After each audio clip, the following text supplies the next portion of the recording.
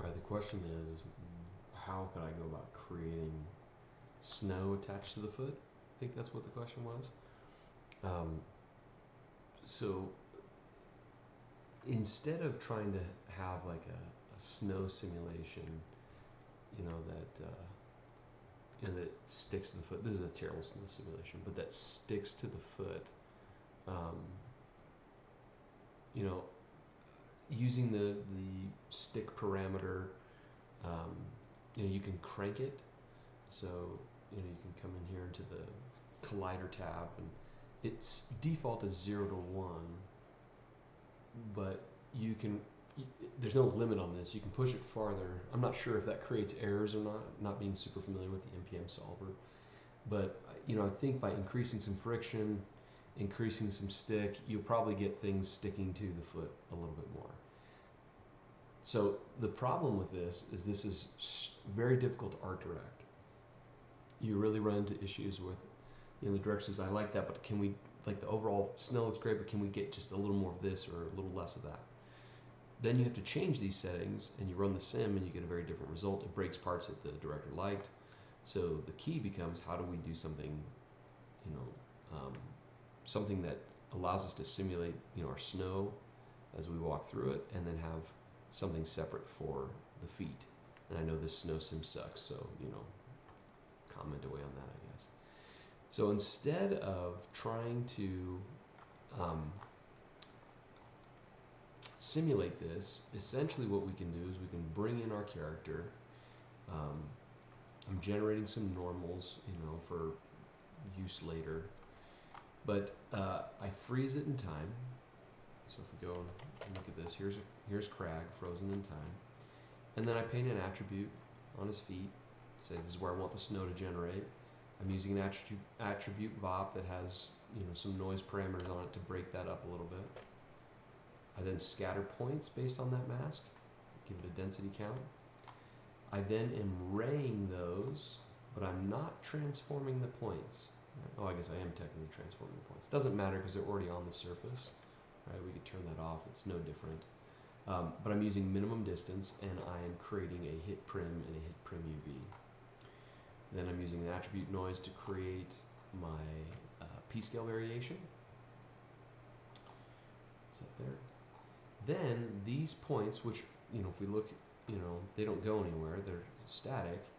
I then use a wrangle to use prim UV to transform those points based on our object. So it'll then stick to our model and move. Okay. Then I'm transferring on the normals that I created. These are point normals. So I transfer those for orientation purposes. Get rid of this one. So then I'm using just some simple vex here to create the ability to randomize some rotation.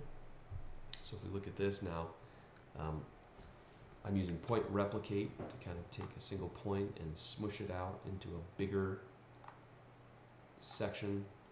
And I'm using noise on that to vary the shape, but then they're all kind of, without this, they're all kind of oriented in the same way, and you'll see that pattern of that, because this noise, I know there's a way to like offset this per point. Didn't have time to kind of work that out. It's a little finicky. So it's supposed to obey rest. It's supposed to obey several different attributes to give that, but it wasn't resulting in what I thought, and I'm just in a hurry. So I just made this guy here where I'm modifying and creating a rotation on the up vector, so that way I can create rotation. So now if you look at this, when I just want to rotate it around the end of the normal as it's transformed. And so as we jump this up, we'll see that it's going slow all of a sudden.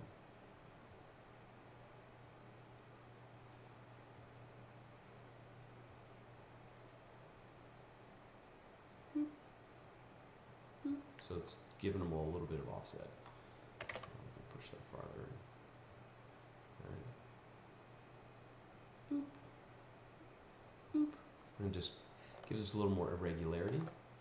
Then I'm again going back to my attribute noise, and this is going to be on P scale, so I'm varying the P scale on this, which it won't visualize very well because the P scale is really small, I think. Oh no, so I'm using 0 to 1 on my P scale so I can more readily visualize the noise pattern that I'm generating, to make it a little easier to see. And then I'm using a attribute remap node for the P scale, so now you see it kind of goes like this because I'm now cranking down those values of what I want those to be. Then I'm doing a VDB from particles. This has to be set fairly small in voxel size, and minimum radius cranked down so that way I can get a little detail out of this. And then I'm converting that to VDB. And now there will be a little bit of noise to this as it moves. It's not perfectly temporally coherent because you're calculating the VDB as it moves, but this is a way of like keeping it stable. You could find a way to do like prim UV this, like do all of this before the wrangle here, the transforming.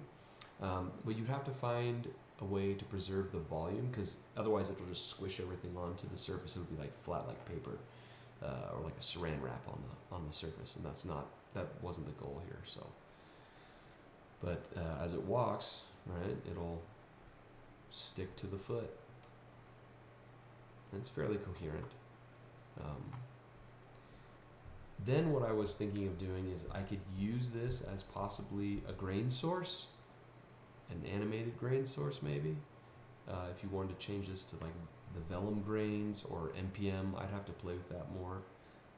But what I would do is I would just have my snow. I'd have this. I put my snow shader on it so it feels similar.